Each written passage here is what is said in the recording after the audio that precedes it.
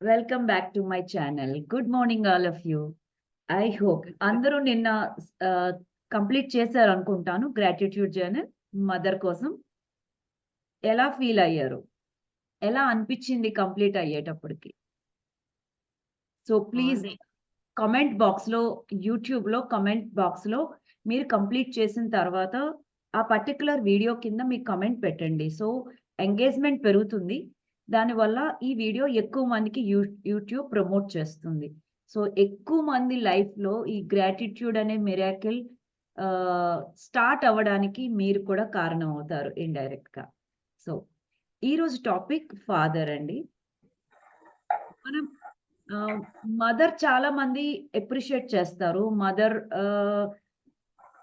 సంబంధించి మనందరం ఫీల్ అవుతాము. మదర్ యొక్క సాక్రిఫైసెస్ కానీ, లవ్ అండ్ అఫెక్షన్ గాని. చెప్పాలి అంటే ఫాదర్ ఒక అన్‌సంగ్ హీరో. ఎలా అయితే ఆహ్, మన వాట్ వి కెన్ సే ఆహ్, చాలా అన్‌సంగ్ హీరోస్ ఉన్నారు కదా! మన ఆహ్, కంట్రీకి ఆహ్, ఈ ఇండిపెండెన్స్ తేడానికి. చాలా మంది పేర్లు బయటికి రాలేదు. అలాగే మన లైఫ్ ఇలా ఫ్లోరిష్ అవ్వడానికి ముఖ్య కారణం అయిన వాళ్ళు మన ఫాదర్ ఒకరు. కానీ కొన్ని ఫ్యామిలీస్‌లో అసలు రికగ్నిషన్ అనేది ఉండదు. కొన్ని ఫ్యామిలీస్‌లో ఉంటుంది. మనం ఏం చేస్తామంటే చాలా సార్లు మన ఫాదర్ యొక్క కన్సర్ను అండ్ కేర్ కూడా చాలా అనీజీగా ఫీల్ అయిన సిట్యుయేషన్స్ కూడా ఉంటాయి.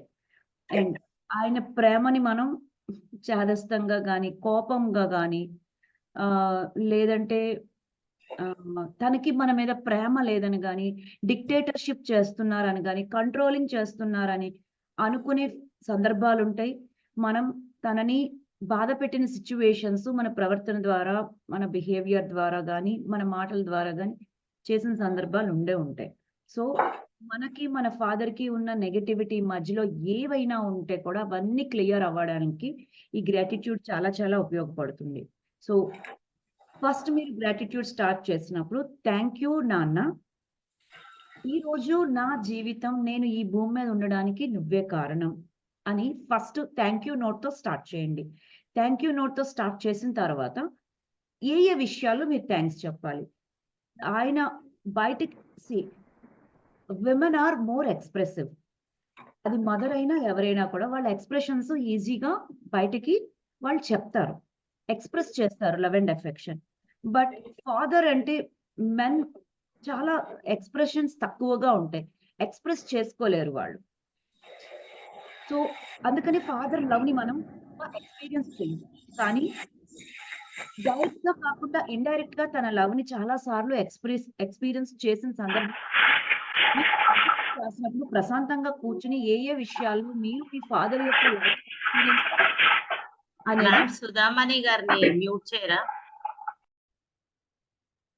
సో, ఏ సందర్భాల్లో మీరు మీ ఫాదర్ యొక్క ప్రేమని ఎక్స్‌పీరియన్స్ చేశారు? అండ్ చాలా సార్లు middle class, lower middle class ఫ్యామిలీస్‌లో పిల్లలకి గుడ్ ఎడ్యుకేషన్ ప్రొవైడ్ చేయడానికి, పిల్లలకి గుడ్ క్లోతింగ్ ప్రొవైడ్ చేయడానికి, వాళ్ళకి కావాల్సిన ఏమైతే ప్రొవైడ్ చేయాలో చాలా వరకు ఫాదర్ సాక్రిఫైస్ చేసి, తన ఓన్ అవసరాలను కూడా సాక్రిఫైస్ చేసి పిల్లలకి బెస్ట్ ఇవ్వాలని అనుకుంటారు.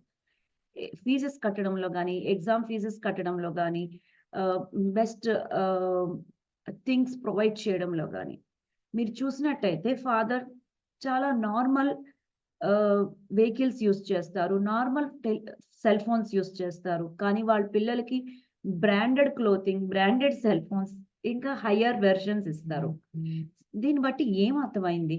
ఫాదర్ సాక్రిఫైస్ చేస్తారు తన యొక్క ఇష్టాలని, తన యొక్క సంతోషాల్ని పిల్లల కోసం.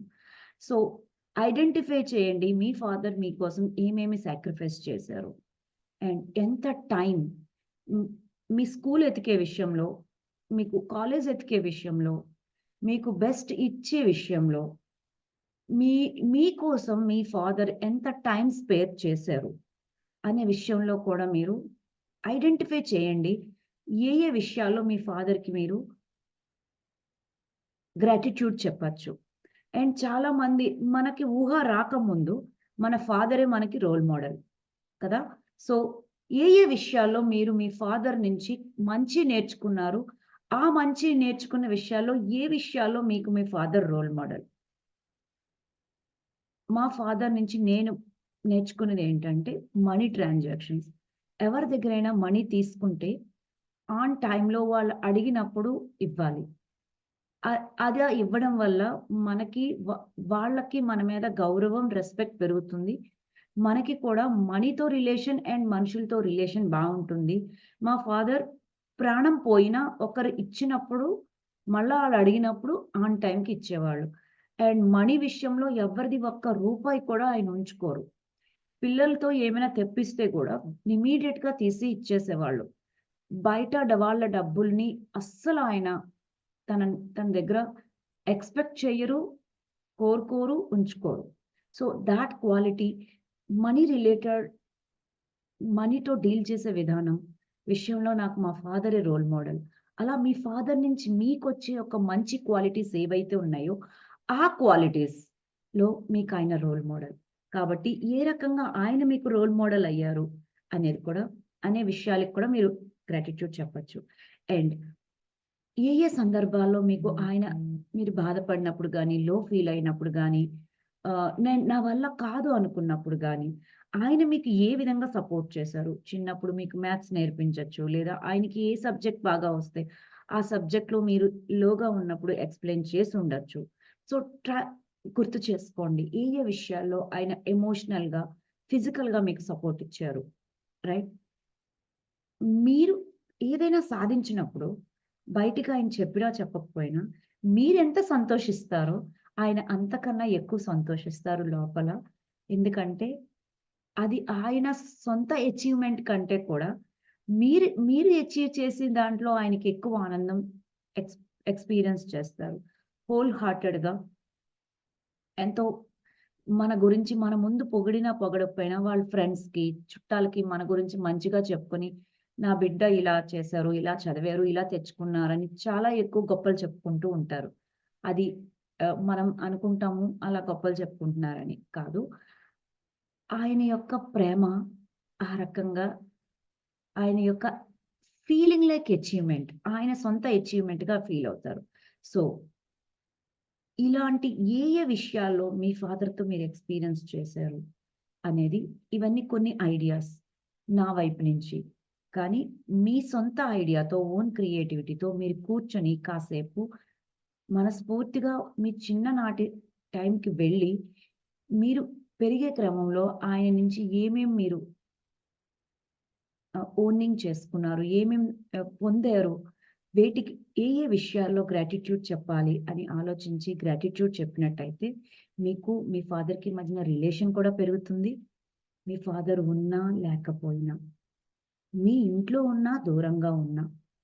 అండ్ ఒకవేళ మీ ఫాదర్ ఈ భూమి మీద లేకపోయినా కూడా, మీరు గ్రాటిట్యూడ్ చెప్పడం ద్వారా మీ ఫాదర్‌తో ఉన్న మీ వల్ల మీకు తెలియకుండా ఏదైతే హర్ట్ ఇచ్చారో మీ ఫాదర్‌కి, బాధ కలిగిందో, ఇబ్బంది పడ్డారో, వాటన్ని నెగటివిటీని మీరు క్లియర్ చేయగలుగుతారు. ఒకసారి రాసి చూడండి. మీకే అర్థమవుతుంది. ఈ గ్రాటిట్యూడ్‌లో ఎంత పవర్ ఉందని. కంప్లీట్ చేసిన తర్వాత మీ కామెంట్స్ యూట్యూబ్‌లో ఈ వీడియో కింద ఆహ్, చెప్పండి. అండ్ ఇది మీకు నచ్చినట్టయితే ఎంత ఎక్కువ మందికి వీలైతే అంత ఎక్కువ మందికి ఇది షేర్ చేయండి. మీ ఫ్రెండ్స్‌కి, రిలేటివ్స్‌కి, మీ పిల్లలకి మెయిన్. మన పిల్లలు irrespective of the age gratitude practice చేయడానికి ఏజ్‌తో సంబంధం లేదు. రాయడం వస్తే గనక వాళ్ళకి కూడా ఎక్స్‌ప్లెయిన్ చేయండి. సో, వాళ్ళ పేరెంట్స్‌ని రెస్పెక్ట్ ఇవ్వడం, వాళ్ళకి చేసే పనులకి వాళ్ళు గ్రాటిట్యూడ్ చూపించడం అనేది వాళ్ళ లైఫ్‌లో కూడా అలవాటవుతుంది. రైట్?